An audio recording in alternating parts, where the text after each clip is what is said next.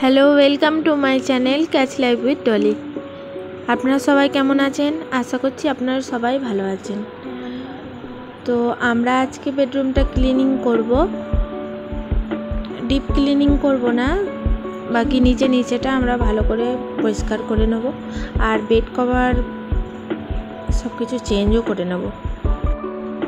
এই সারাদিন গরমের ছুটিতে ঘরের মধ্যে বাচ্চারা থাকে, বেডরুমের মধ্যে সবসময় ঢুকে বসে থাকে, তো ওর কারণে প্রত্যেক দিনই প্রায় একদম ঘরের 12টা বাজিয়ে রেখে দিচ্ছে।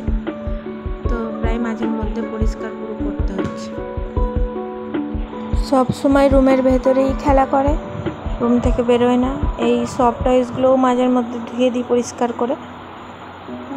আর এই যে বেড কভারটা তো চেঞ্জ করিয়ে দিচ্ছি, বাকি যা সব বই খাতা পেন পেন্সিল সব ছড়ানো ছিল একদম, তো ওগুলো পুরো পরিষ্কার করে দিলাম। আর পরিষ্কার করলেও কদিন থাকবে, বেশি দিন থাকবে না, আবার করতে হবে। প্রায় চেঞ্জ করে দিই বেড কভার, বালিশের কভার সব কিছু। এসব তো করতেই থাকি আমরা প্রায় দিনই। ঘর বাড়ি পরিষ্কার থাকলে নিজেদেরকেও ভালো লাগে। ঘর বাড়ি নোংরা থাকলে নিজেদেরকে 24 ঘন্টা তো ঘরের মধ্যে থাকতে হয়, ভালো লাগে না।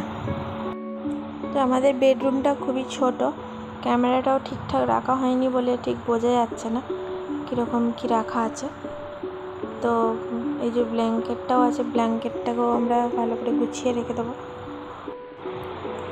এবার আমরা এই যে পিলো কভারগুলোকে সব পরিয়ে নেব।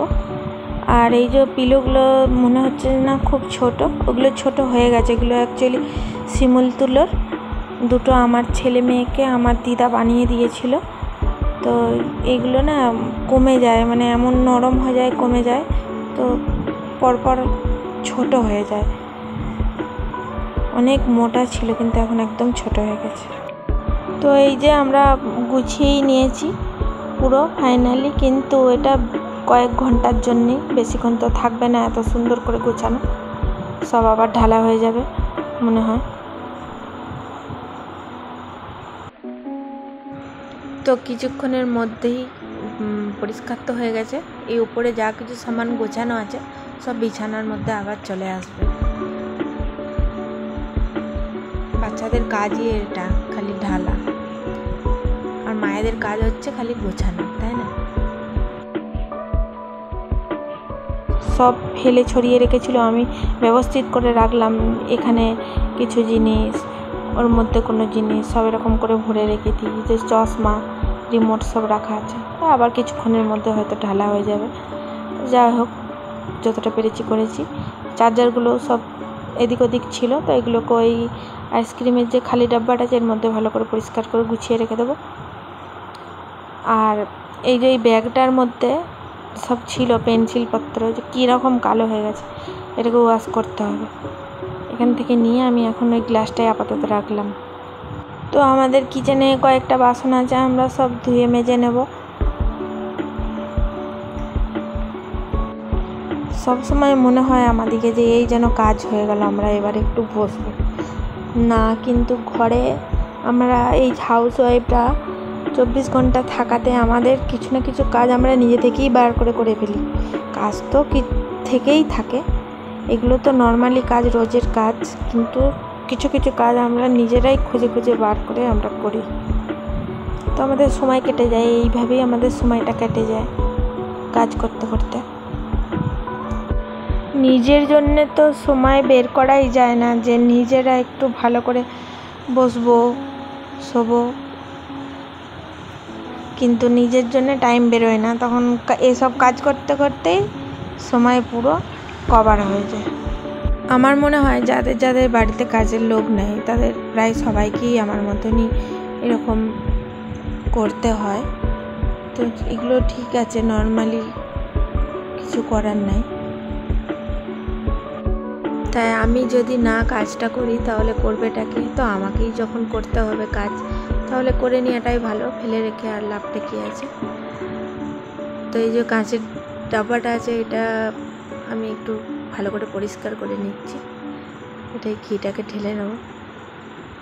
এই যে মাছতে মাছতে হাত থেকে ফট করে পড়ে গেল, আমি ভাবলাম ভেঙে গেল, কিন্তু না ভাঙেনি। যাই হোক, কোনো জিনিস ভেঙে গেলে আবার খুব মায়া লাগে, কারণ আমরা তো কোনো টাকা পয়সা ইনকাম করতে পারি না। তো কোনো জিনিস আমাদের হাতে ভেঙে গেলে তো আমাদের খুব দুঃখ কষ্ট লাগে যে এই জিনিসটা ভেঙে গেল। আফসোস হয় না, কোনো কাঁচের বাটি হোক, গ্লাস, কাপ, যাই হোক, মনে হয় এরকম হয় যে ভেঙে গেল, খুব দুঃখ লাগে, কষ্ট লাগে। একটু সাবধানে কাজকর্ম করলে এরকম হবে না, কিন্তু তারই মধ্যে কবি কবার হয়ে যায়। ঠিক আছে, এই যে আমরা সব বাসনগুলো এবার ধুয়ে নিলাম। এবার একটু হালকা করে এখানটা পরিষ্কার করে নেব।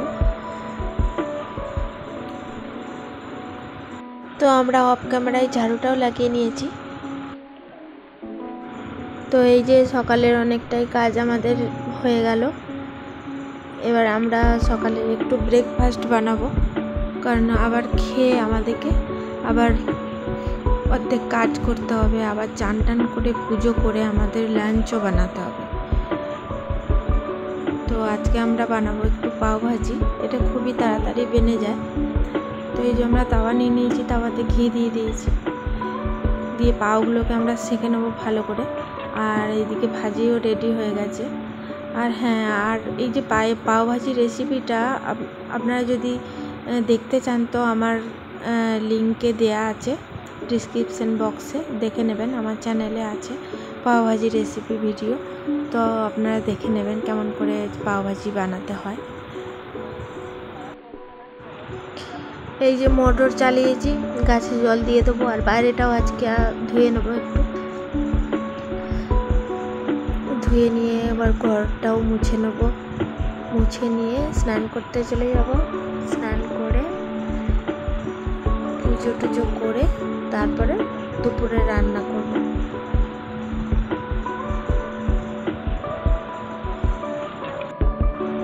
এই যে প্রায় ধোয়া কমপ্লিট হয়ে গেছে। তো আমি জলটাকে একটু টেনে দিচ্ছি যাতে তাড়াতাড়ি শুকিয়ে যায়। আর এখন তো এমনিই প্রচুর গরম, যদি নাও জলটাকে ভালো করে বাইপাস দিয়ে টানা হয় এমনিতেই শুকিয়ে যাবে। আর এই যে আমরা এবার ঘরটাকেও একটু মুছে নেব।